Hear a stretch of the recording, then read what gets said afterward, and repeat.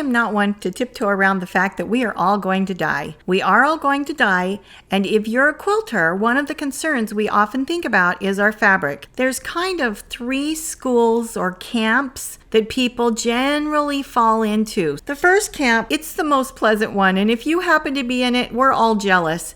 Those are the people who, when we have this kind of discussion, they say, why will I care? I'm going to be dead. They really don't care. And so they just dance happily through the tulips of life, creating and making and doing, and they are just happy because they have decided it's not their problem. They'll be dead and it's somebody else's problem. I'm not in that camp, but I think it's a great camp. And if you're in it, enjoy your life. The camp I'm in is what I'm going to call the middle camp. I have a plan. I'm happy. I have no guilt. I have loads of fabric. I buy lots of fabric. I am aging. It's true. I even collect Social Security. I don't worry about when I'm going to die or if I'm going to die because I've made a plan. Having a plan really does help. And my plan so that I can enjoy fabric is that I have taught my children that what I do has great value. They once watched me have a fabric sale so I could make enough money to buy a new fridge. They get that even used fabric or used quilting supplies at a sale can make a whole lot of money. Fabric is valuable. Machines are valuable. My long arm is valuable. And my children all know what to do with these things when I pass. I also have the child who's in charge of when I have my great demise. That child knows exactly what I would like done with my supplies. I want friends and family to be invited to choose what they would like and what they would like to own. Family first, then the friends. They know who, they know how, they know what. And after those people select what they would like, that child knows how to give it away and how to sell it so that it will be great to go out to the world. I just went to an estate sale. It was so much fun. I looked around while I was in the quilting room of this deceased woman who, by the way, I love her and I've never even met her. She was so organized and she had such great things in order. And as I looked around at all the quilters that were there gathering up her things to buy, I thought, look at how much happiness this is causing. I hope this is what happens after I'm dead and gone. I hope my children, after they've taken what they want and shared it with friends, I hope they have a fabulous, wonderful sale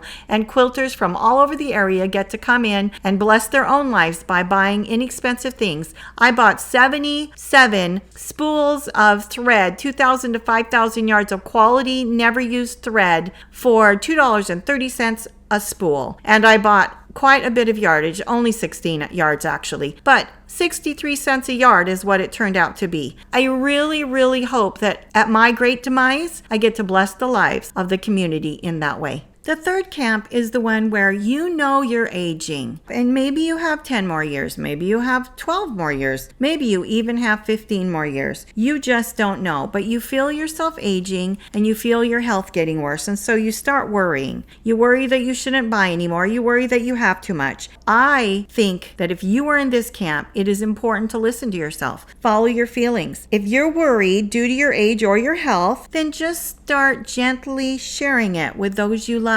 Watch as their faces light up as you gift beautiful, gorgeous, wonderful fabric to them. Watching their joy will bless your life. And as you're able to slowly, carefully pass on your things while you're alive to watch yourself do it, it will bring so much joy to you. I have also watched and experienced this with others in my life. Now, this is only for the excess, for the fabric that you know you're not going to be sewing up. If you love it, you keep it. You enjoy it. Don't be a martyr. Really enjoy your fabric. You have years left and none of us know exactly when we're going to go. The saying, "we are not promised tomorrow," was a saying my friend said all the time. And she didn't know when she would pass, but she enjoyed every minute until she did pass. She was a great example. We are not promised tomorrow. And we may know we're aging. And it is fun to give it away and see other people get joy. But don't be giving away the stuff that you can still use. You have a hobby. You have joy to be had in this life. You get to create and enjoy until you can't anymore.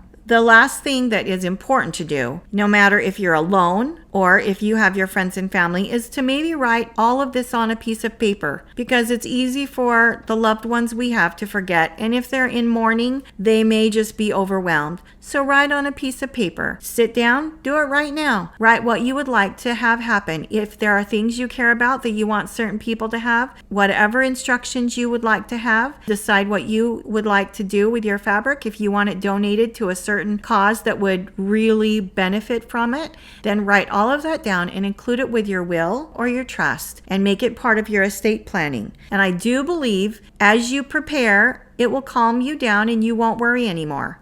All 3 of these camps can be like the first camp. We can be in the section we are and we may care what happens to our stuff, but we cannot worry about it if we make a plan and if we get a decision made and talk to those we love now before we pass, so that they know what to do. And it might make them uncomfortable, but it also might remind them that they love you and maybe they should treat you really, really good. Stay merry and creative.